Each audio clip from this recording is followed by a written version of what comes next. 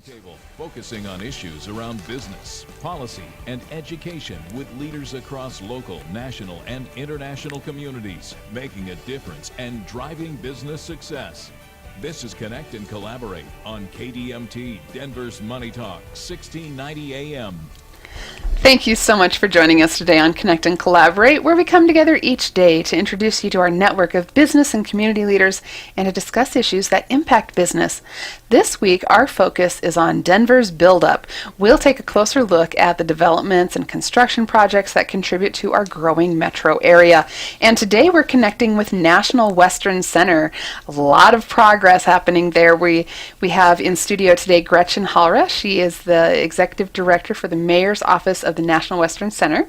Thank you. It's exciting to be here. Thanks so much for being here. And Patrick O'Keefe, he's National Western Center's Programming Manager. Thank you. Is that right? Yeah. And am I also Program manager? Yeah. What did I say? Programming? Programming. Yeah. I gave you a radio job. Yeah, exactly. I'm sorry. made it an action. Yeah. Made it an action. It's a verb now. Well, thank you both so much for being here. I know we have a lot to discuss. It's pretty exciting, the developments and all of the plans surrounding National Western Center. And this was something that was voter approved last year, right? Correct. At one point in time, we were facing a situation where the National Western Stock Show was looking at relocating their event and their brand outside of Denver, which was a hard discussion for us as a city because they are a very important part of our history, and they've been a Denver presence since the inception of the show. And we were able to move together in partnership with them and change that dialogue to the reconstruction of a new site at their current location with new venues, and we presented that to voters. It was ballot measure 2C in 2015, which was approved in every voting precinct of the city. Strong support for the stock show and Denver's heritage with the stock show. In every precinct it passed. Yes. So, and that's exciting because I was kind of wondering too, I think a lot of city dwellers are thinking, stock show, all this cowboy stuff, agriculture, we're city people, let's move that somewhere else, right? But that's really encouraging to know that everybody embraces it, as whether it's as a part of our history or part of our current economy. Yeah, and I think there's a lot of sentimentality towards what the show has been in the past, and and when we presented this to voters, there was a lot of excitement about what the site could become for the next 100 years. That's interesting too, and I bet, like you said, with the sentimentality, because everybody, if you've lived in Colorado long enough, you've been to National Western, you've been to the stock show and rodeo, and it's part of growing up, I guess. Yeah, what will be interesting is as we move through the program we're about to discuss for construction and jobs and then the operation of a new campus, it will be interesting to watch people's response to how fundamentally different the campus will look. The venues will be upgraded, larger, more active, 365 days a year of activation. Wow. I think most folks think of this site and the uses at the current Denver Coliseum, which is a city venue, and they think about the 16-day event in January, and we want to change that. Yeah, there'll be something going on all the time. Yeah. Right? Well, that's what I'm picturing too. It's kind of a gritty, rustic area now. I mean, so it's going to have probably a little more polish, a little more shine. Yeah, and I think we've got some good images that we can share both on the city's website and then also nationalwesterncenter.com. Correct. Okay. Go ahead. No, I just wanted to go back to how we got to the point where we're at today, which Absolutely. There's a pretty unique partnership that came together to keep the stock show and the events in Denver and then gain the public support for the reconstruction of the campus. And that began well before the 2015 ballot measure, so a few years before that. The mayor gave us a charge, which is how can we keep the stock show in Denver and reconstruct the campus? And a number of partners signed up for an original memorandum of understanding. So we call them our MOU partners, and that was where the city and and I'll say both acronyms, both the NWSS is the National Western Stock Show, That's the event that, and the event side of the team. There's also the Western Stock Show Association, the WSSA. That's the board, and they're essentially the parent organization of the event side of the house. So you may hear me use both of those acronyms. Okay. I wanted to explain those. So you have the city and our partners with the Western Stock Show Association and Colorado State University came together, and I think that's part of what made this so appealing to the public. And we also had 2 museum partners that signed on early, and they have a role and will have an increasing role on programming and activation of the campus, and that's the Denver Museum of Nature and Science and History Colorado. So these 5 partners came together in a pretty unique way to reimagine the campus and get us to the place where we are now, which is on the brink of construction. Well, and that's also, and correct me if I'm wrong, but that's also bringing in, is it CSU with a agriculture campus? Right, yeah. So an expanded Denver presence. So they currently have offices and a presence in downtown Denver, but this gets them right at the heart of where you have visitors and residents passing every day, and expanded buildings. So they are planning for 3 facilities on the campus. That's fantastic. Well, and I want we have some time to talk more. What will it look like? You've got a lot of great facilities. What's the vision? So I'll start with the mission statement, and I think that goes to what you see in the buildings on the campus. So our mission is to be the global destination for agricultural heritage and innovation.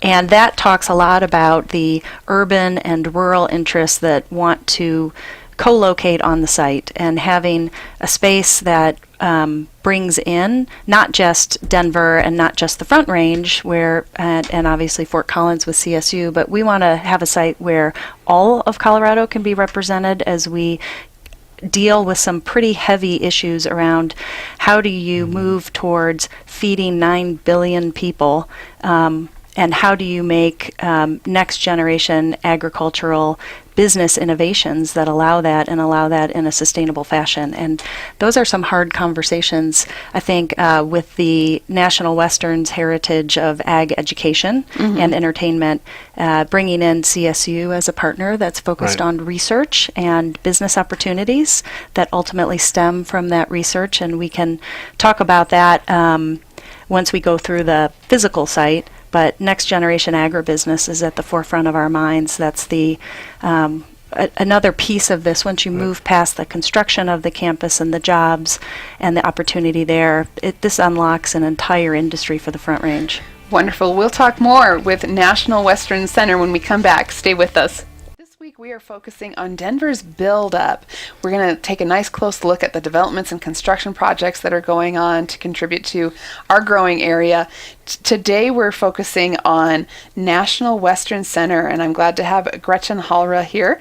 She's the Executive Director of the Mayor's Office of National Western Center. Yes. You have one of those fold-out business cards. Yeah. Get the whole title in there. It's a lot of title. And Patrick O'Keefe is also with us. He's National Western Center Program Manager.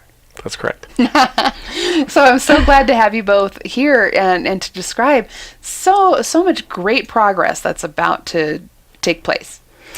What did you want to hit on next, Gretchen? Well, I wanted to set the stage for Patrick walking us through some of your questions about what does construction look like? How does all of this come together? Yes. So where we left was that voters had approved funding through the 2C ballot measure, and our partners had signed on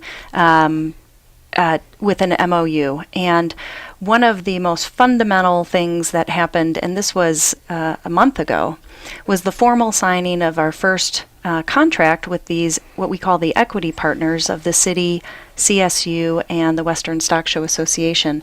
And along with that, a definition of the structure for how to operate and maintain the campus. So the equity partners are charged, and my office is charged with the physical construction of the campus, and I consider this future authority that will run it the client that we are building for. And we've got a team in place on the capital build side, we've been working on this for over a year with Patrick and his CH2M team that we've hired as program managers.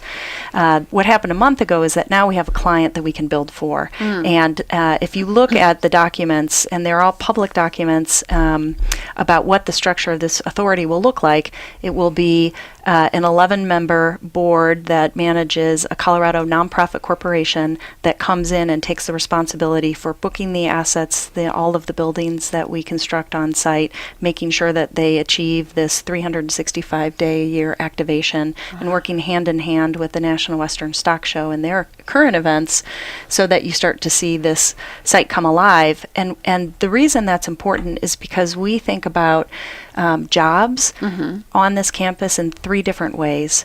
The first is obviously the construction of the campus, and that's where a lot of the focus is right now. The second is on the operations of the campus, and that's what is the authority will be charged with, is hiring the vendors and the teams that look after the site day over day, and that's all the way from folks that are going to come in on concessions to maintenance and upkeep of the facilities and visitor interactions. So they will have a lot that they need to, a huge program that they need to build. And then the third is where we had briefly touched on next generation agribusiness. And if you activate a campus like this with the partners that we have in place, and here I'll specifically focus on CSU, we should be seeing industry over the next couple of decades be drawn to this collision of research and practice. And this is the opportunity for the Front Range and for Colorado. Great. So moving on with that framework. So you've got the framework and agreement kind of laid out there, and then you'll have a schedule of what's going to start to be built. Yeah, and this will be where I pass off to Patrick. But there are 8 phases of construction that have been identified in our master plan, and the images that you see publicly about the program. We have funding for phases 1 and 2 of that, and which essentially activates 3 big assets, which is stockyards, and then the construction of a livestock center and an equestrian center. That's where the livestock and the equestrian events are held, and we're looking to bring additional events to Colorado. So Patrick's team is charged with constructing phase 1 and 2, which touches 80% of the entire campus. It starts with land acquisition, which is the phase that we are in right now. The city is leading that effort and working with the property owners, including Colorado Department of Transportation owns land. There are private interests, and the largest landholder that we're working with is actually the Western Stock Show Association. Wow. So the transfer of those properties to the city so that we can begin all of the construction work. And in the end, we'll have a 250-acre campus that we are building across these 8 phases. 250? 50. Wow. So Patrick, might be a good time to describe what we're doing. So CH2M is a engineering construction company. We have a specialty in program management, and typically when you have a major set of projects like this around the world, the client, in this case, the equity partners and the ultimate authority, will hire a program manager, and our job is to align the projects and the construction schedule and the budget to an overall baseline. And so with the equity partners in the city, we've over the last few months been working to sequence the construction, overlay that with the scope of the individual scope of the building, and then align the budget, which was set in the framework agreement. And that's how we'll deliver the program. So it's a roadmap for construction. It's also a roadmap for people that want to participate in the program. So from the general contractors down to the design firms to the individual employees can look and see when the major facilities will be built. So in each facility, because you're talking about, as you said, starting off with the stockyards and the equestrian center and everything that we have in the works, there's going to be, a concert? What's the term you're using for that? A plaza? Concert? Well, it's the stockyard. So what you have now on campus is permanent construction of pens, and they are activated during the events that have livestock. Right. What will happen in the new campus is that we're actually able to build a flexible public space that will be will still host the stockyards during the National Western Stock Show, still be accessible by a catwalk. Just kind of fold all those pens and gates up. Yep, Right. removable pens, and then you've got an event space that the city can use and begin to take some of the pressure off of the city park system and move some of those larger events there that are currently hosted in City Park or in Civic Center Park. The challenge with the construction of this program is the stock show goes on every year. So if you simply were building these facilities, they're not insignificant, but you would go about it a different way. We have to make sure the stock show goes on every year. The lodger's tax pays for the facilities, so the tie to economic development, the operations of the stock show is very real for the people that approved it. But we cannot decommission the old facilities till a new facility is built. So we'll start on the west end of the site where the new stockyards will go. As soon as they're done, we'll decommission the old stockyards and put in the two major facilities in the middle, and also make room for the CSU facilities on campus. Fantastic. So what kind of site work is going on now? There's really a couple major preparatory things that are going on. There's, as Gretchen said, the final stages of the land acquisition, which will create a consolidated parcel for us to work in. The survey work, where the people you see by the side of the road with the cameras, and they're shooting the laser dots, and they're really laying out the foundation of the site, how we'll build it, and the major construction on the east side that we are doing in these two phases is the extension of Brighton Boulevard improvements from essentially north of I-70 up to Race Courts. That provides the eastern boundary with an improved road. Next year, we'll start with what looks like major construction on the site. Relocation of infrastructure, laying of utilities, removal of all the old structures, and then hopefully some of the construction for the new. Wow. You think about everything that needs to happen. It's a big undertaking. So we had originally talked about this with the voters as a 10-year time frame to construct phases 1 and 2 of the program that we've talked about so far in these 3 larger assets that we construct. What we've been able to do is compress that into a 7-year time frame, and we are still looking for ways to expedite construction. But moving more as aggressively as we can to get to the contracts and then the completion of that kind of north and west part of the campus. So if you think about the rail line moving through, it's the section that we'll be working on and developing is closer to the river. Okay. And I think what's exciting about that is in construction, time usually means more expensive. So for the taxpayers, respecting the investment and making that as cheap as possible, we get the facilities to use much quicker, so they generate seat taxes, the experience and everything is better for the users, and the time in construction for people that are impacted by the site is lower. So we want to look at those 3 things as we're trying to consolidate the schedule. And then, did you want to tell us a little bit about land remediation that's going on down there? Well, the acquisition process to consolidate a site to work on is the most fundamental thing we need to do, because without the site, we don't have certainty to begin the construction. I think what's important is that we've been able to tick off a number of these fundamentals as we've been leading up to construction, and we've talked a little bit about land acquisition. The other work we've been doing is around, we're calling it placemaking, which helps us lock in the location of our roads and utility corridors. It looks at urban design, it looks at the public realm and on campus, and programming of the buildings. That's something that we need to do to refine our master plan vision so that when we go out for construction, we have a closer understanding of what we're building. So that's one thing. And then we touched on the governance structure to run the site, and we also have been talking about some of this early prep for site clearance. And those are really the steps that we've been walking through. It's not, what does site clearance mean? That is the structures that are there. There are so that we can start to mobilize construction activities. So removal of some of the structures and early site work preparation.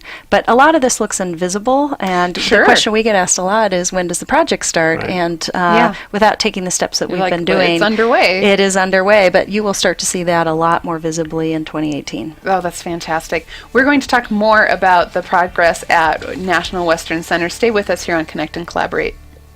Back to Connect and Collaborate. Mics are hot. Voice of the Colorado Business Roundtable on KDMT, Denver's Money Talk, 1690 AM. So glad you're staying with us today here on Connect and Collaborate, as we are focusing this week on Denver's build-up, just talking about all of the great projects that are happening in our city that's going to make a really great, not only growing metro area, but a real global city. It's going to be fantastic. And today we're talking with National Western Center. I have Gretchen Hollrah, Executive Director of the Mayor's Office of National Western Center, and Patrick O'Keefe, National Western Center Program Manager. So glad to have you both with us. And Gretchen, we left off talking about how busy the construction and movement, or whatever the changes are going to be, are really going to pick up in 2018. Yeah, and so it's hard for folks to see what we're doing right now when we are surveying and we have professional Right. services and we are going through abatement and Yeah, removing when does it get started? hazardous materials, getting everything ready, signing Like, get started. contracts. Yeah, that's a lot. But I'd like Patrick to describe, we've got 4 large procurements where we go out to industry and describe the work that's about to come out the door through a request for proposals and ultimately bringing contractors onto the site. And there are 4 large contracts that we'll be moving through in the next 6 months. And if you could describe those. That's right. There's going to be a whole lot of action over the next couple of months. That's actually already started. So we described that baselining process that we're doing. That's really aligned the scope and schedule and budget to a master kind of level. We also have laid out a procurement strategy to deliver that. And right now we have 4 major procurements that have come out. Will be out this fall. There are 2 out, 2 more coming. The first 2 were a rail design for short line rail that's on site. There's some freight rail main line that's Burlington Northern, Santa Fe line, and then there's some local delivery rail that needs to be consolidated on the site. The second one that was And released. if we can just Yeah. add numbers, and Yeah. so you have a sense of the order of magnitude, that design contract for rail will be around $3 to $3.5 million worth of value. Yeah. So. The second is horizontal design, and that's really to design the site infrastructure, and that's another fairly significant contract. $20 to $25 million worth of design fees for an engineering firm to come in and lay out the road system and where the utilities go and all that fun stuff. The third one, which is not out yet, will be a site-wide integrated construction contract, and that is a master construction contract that's worth about $2 to $250 million, and they will serve as the coordinator for our construction activities. Individual companies will still have a chance to bid on those bid packages that come out for discrete projects. That contractor is a coordinator for us in the build on the field. And the fourth one, which is really interesting, is looking at creating an independent energy district for the site. And that is a chance for companies to come in and provide their ideas on how we might do that. It could be renewable energy. It could be a combination of electricity or energy production on site. And looking at the site as an energy district, and so we're pretty excited about that too. Yeah, we've already had 7 fully executed contracts on the campus development, and there are 53 different consultants employed on the program, so different businesses that are already working with us to varying levels, and this just continues to grow. So with the release of these additional 4 contracts, you could easily see that double over the next couple of years, the teams and the effort. And then we need to think about workforce and labor and how do we make sure that we're ready to fire on all cylinders with construction. Right. Even our team, which is a CH2M's program management team, includes dozens of businesses, many of them small and local businesses that have been able to work with us and provide individual skill sets on our planning activities. Wow. So when you mention, all of the workforce that is going to be entailed in this, you mentioned in the break that you've had great interest, but you have 400 representations of industry, so that's maybe a term we need to break down. Yeah, so we've been trying to go out and make sure that we're making information available to folks that want to be a part of this from a jobs perspective, Right. so that there's a fair and competitive process and that there's no inside track to getting information about when we are releasing contracts. So our team has organized several, we call them industry forums, Okay. where we go out to the campus and have everyone join us. We go to the Beef Palace, which is a facility out at the current National Western Stock Show. And at the last event, which was in September, we had 400 folks show up so that we could do presentations on both what our next contracts would be, how you participate, how you work with the city in our system. You know, there are a number of rules when you're working with government about Right. how you are able to check all those boxes. And that kind of interest has been consistent from when we started. And we got feedback from them on how we could Yeah. communicate better and what would be predictable for them and or be better at predictability for them and how to bid on these opportunities. Wow, yeah, so in that it has to, first of all, I'm impressed by the amount of interest, but that it makes sense because everybody wants to fill those jobs and get that Yeah. work. But you think of it the different, well, there's many trades that are going to have to help just get it ready and build it.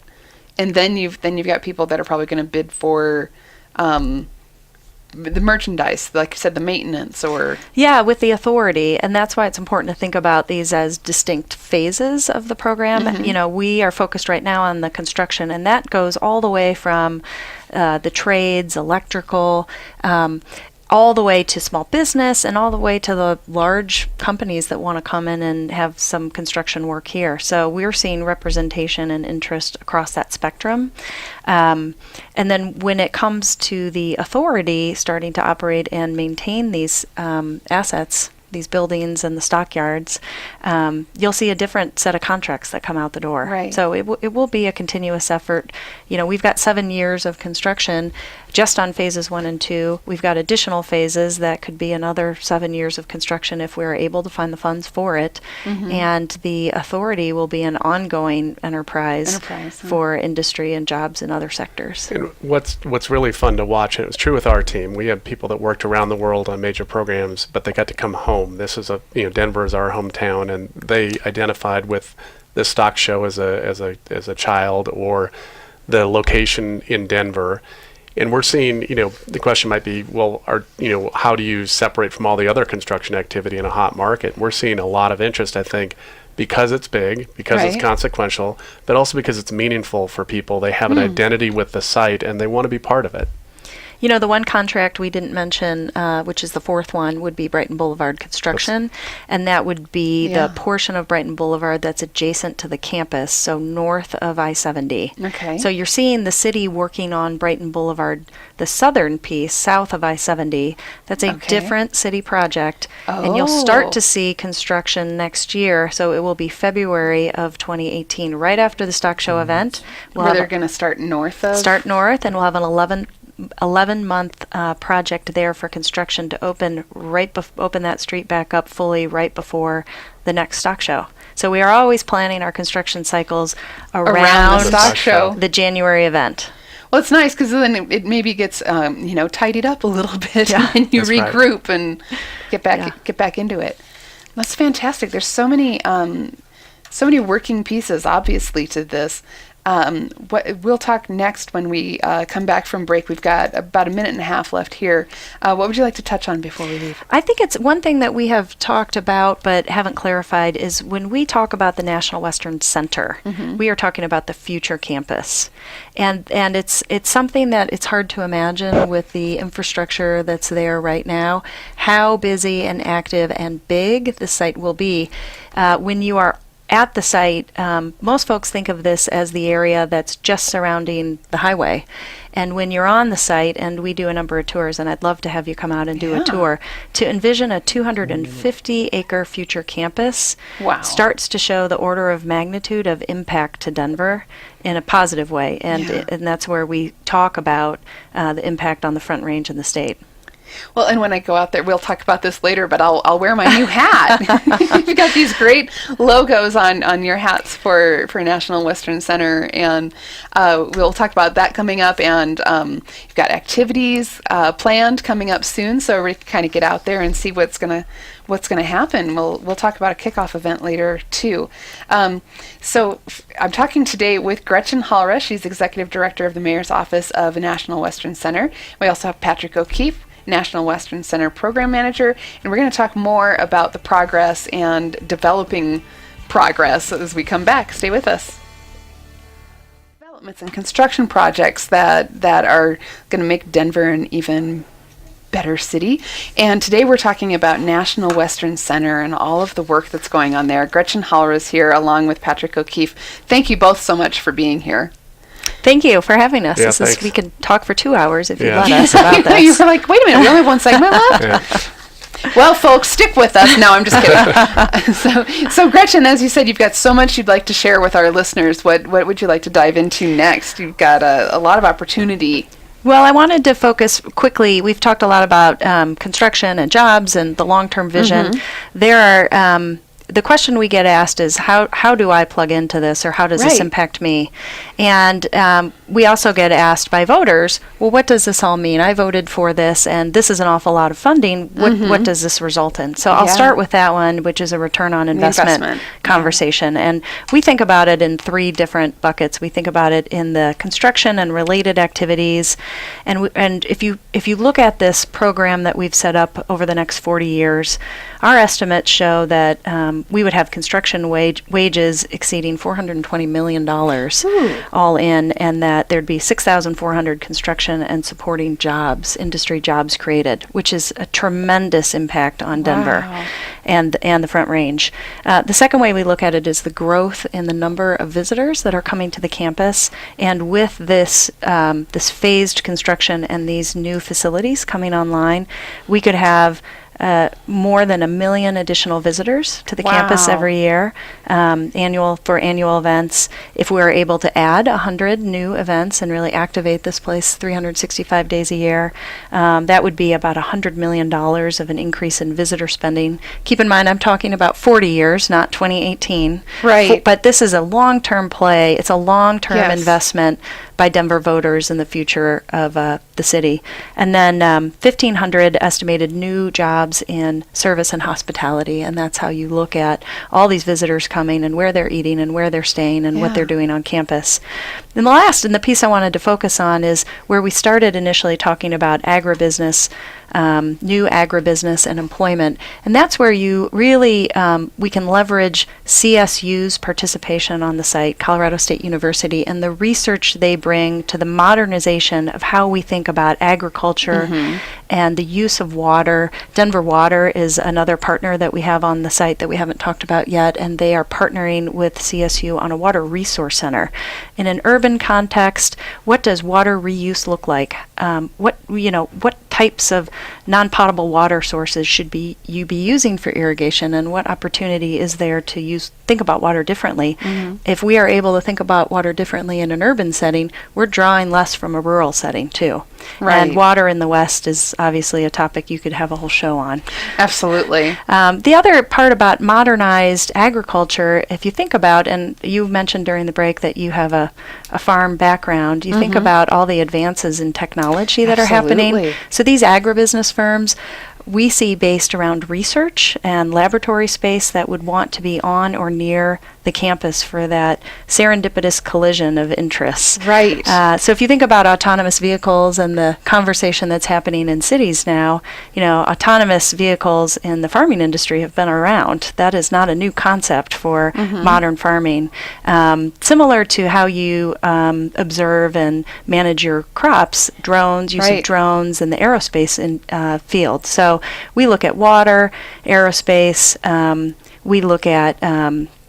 we still look at cattle and dairy, though we're trying to focus on the sectors of growth that have the most opportunity for Colorado and at the highest wage level. And really, as you get closer to food security and food quality, as it gets closer to the consumer, it becomes food. It goes from agriculture to food. Yeah, and so we Right. have a unique, we Well, call... and so many people miss that connection. Yes. Because the food just comes from the grocery store. Right. So this urban-rural connection is a real thing that we Yeah. want to have folks experience on the campus. And when they are there, there's an educational aspect to all of what we had talked about earlier as placemaking and the design of the site, which really brings us to the second question I wanted to talk about, which is how do folks engage with what we're doing if they're not looking Right. for a construction job or they are not a rail designer? Right. You know, where can they participate? And this placemaking exercise we're doing really has the opportunity to bring different voices in so that people that surround this campus and the Globeville, Elyria, and Swansea communities have played a huge part. Actually, they're reflected in our brand of the campus, the GES neighborhoods. We've been meeting with them for several years. We've got a placemaking process that reaches out to the GES neighborhoods, Globeville, Elyria, Swansea, and to the Denver community and residents in general to see what impact do they want this campus to do, and how should it look, and what design features should be there, and what are the uses we should bring on site. So how do we build to that? And that's one thing for just regular folks to pay attention to and engage with us on if they want to. We'd love to have as many voices about this as possible. Fantastic. So, you're bringing that agriculture sector in, obviously, with CSU, and really looking at, you mentioned this earlier, how do you feed the people on this planet? Yeah, 9 billion people by the year 2050. Yeah. It's about the use of resources and the prioritization of resources. And some of these discussions are hard.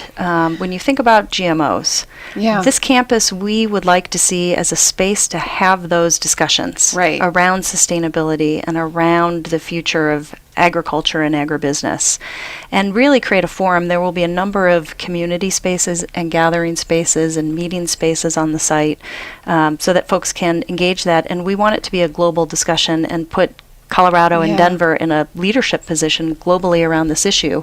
We think that an innovation district could be something we can accomplish here. But, we have to have some pretty candid and hard discussions around agriculture.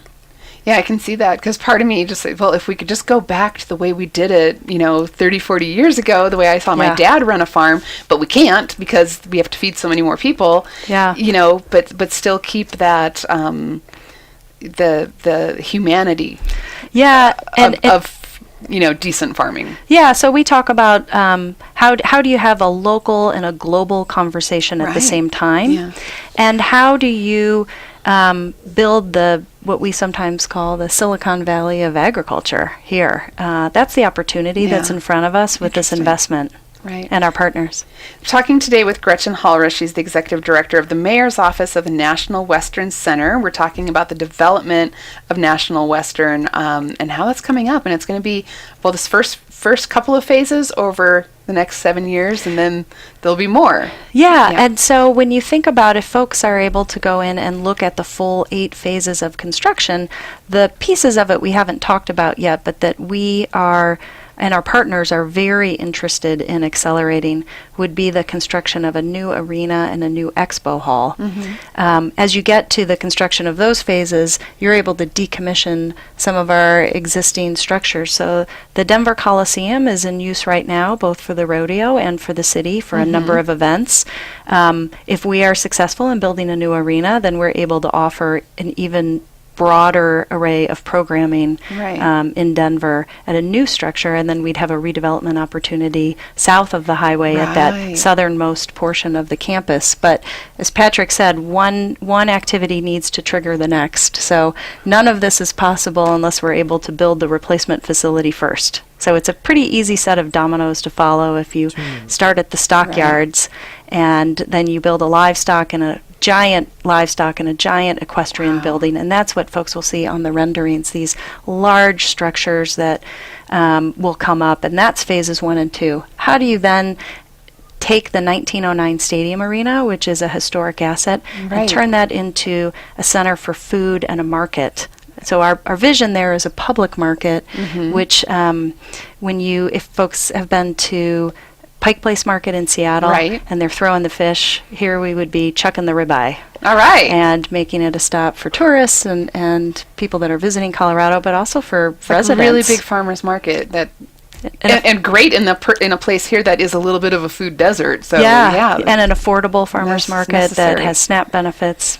we have a little bit of time left. I want you to tell us about the celebration you have coming up. Oh, so we are proud to showcase the work that we've been doing, and with an official kickoff and a thank you to the 2C voters. So we've got the anniversary of the 2C ballot initiative passing Right. in November. It's our that was in 2015, so we're at a 2-year celebration. So we have planned actually 2 different events for Friday, November 3rd, and the first is a campus celebration with the mayor. That's at 11:30 a.m. It'll be on the corner of Race Court and National Western Drive, and we'll have information publicly available about this. But that's where you'll see the decommissioning of structures. We're knocking things Wow. down. And then we'll also have a community appreciation event at 5:30 at night. Both of these are open to the public, and we would encourage everyone to join us. November 3rd. Can people find out more on your website? We will make sure they can. NationalWesternCenter.com. Thank you both for coming on the show today. Thank you. Yeah, thank you.